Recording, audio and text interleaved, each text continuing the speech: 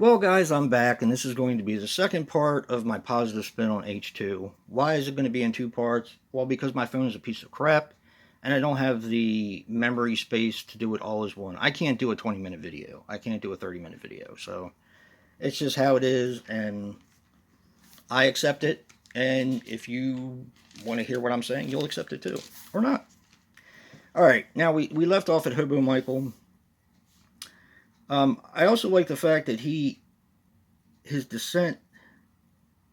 Oh, he doesn't kill the farmers right away. It provides he is on a mission to kill Laurie. Now that probably didn't make any sense. I'm trying to decipher my notes here. He doesn't kill the farmers right away. He's on a mission to kill Laurie. So they really mess with him, and you mess with the bull, you get the horns. The horns on the front of the truck. I thought it was funny, but whatever. Um, the grunting to me is believable. It goes hand in hand with the brutality, which also goes hand in hand with the white horse. Okay.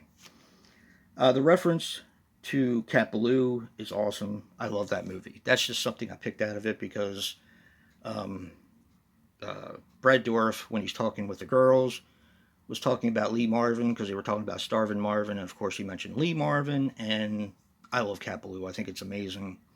You guys get a chance. Jane Fonda's in it. Nat King Cole's in it. It's kind of a musical western, sort of, but the music it doesn't focus on the musical aspect of it. They're just musical interludes, and if you see it, you'll understand what I mean. Okay.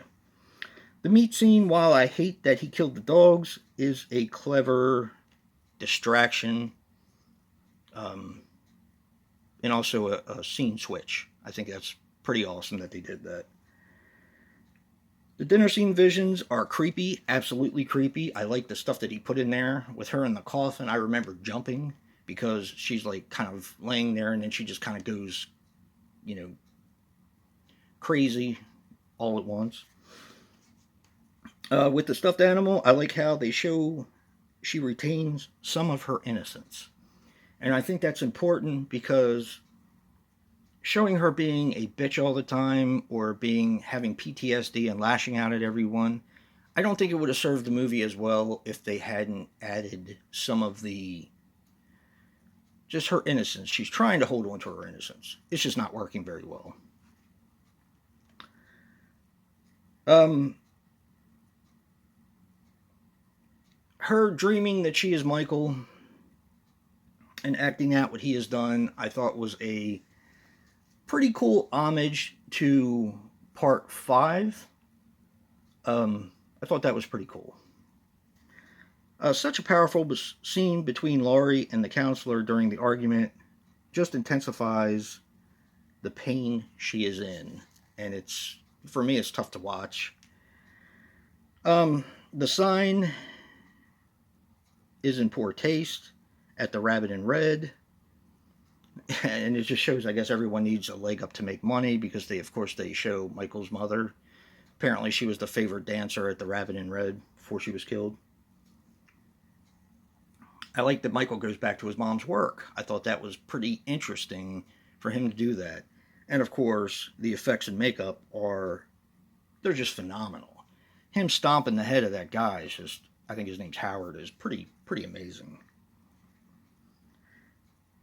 I like how they gave Brad Dourif a bigger part.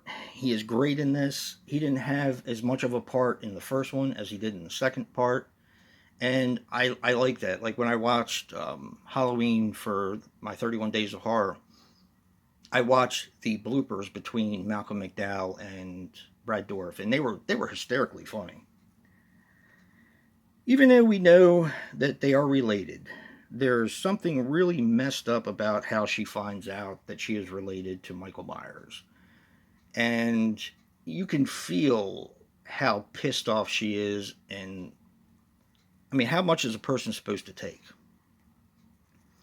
Michael staring at Loomis's billboard is a great scene. I love that one. And the book signing is so good. I think it's where Loomis starts to feel a little bit responsible for what has happened. I love the use of "Am I evil?" when she finds out that she's Michael's sister. I think that's really cool.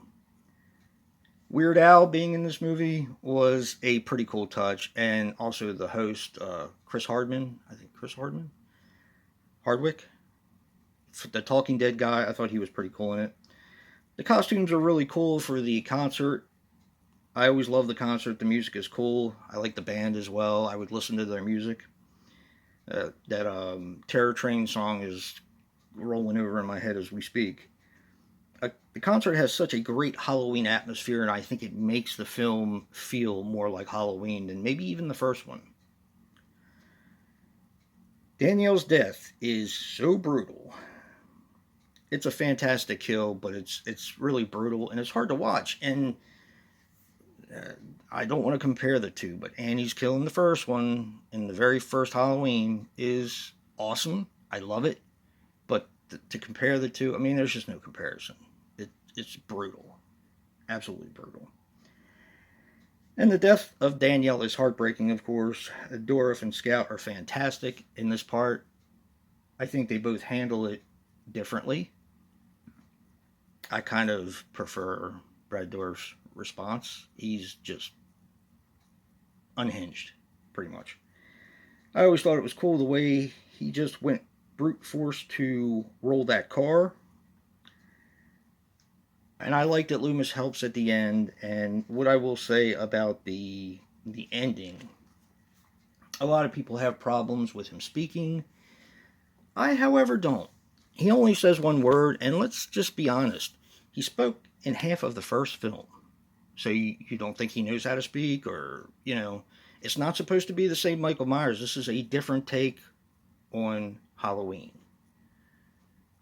Do I like it as much as the original Halloween? No. But I like this movie. I'm okay with accepting its differences. So, at very end of the movie, Love Hurts. This, of course, was in the director's cut. Kind of brings us back to the beginning. And I think it's a proper way to end the film. I love this movie. I know this was long, but this was I'm just tired of all the hate a lot of these movies get. And this is one I really wanted to focus on because this is one I genuinely do like more every time I watch it. And that's been my positive spin on Halloween 2, or H2, or Rob Zombie's Halloween 2. Thank you guys for watching. Please be sure to make your comments at least halfway decent. If you're going to say you don't like it, tell me why you don't like it. Because, if you want to get into a debate, I'm fine with that.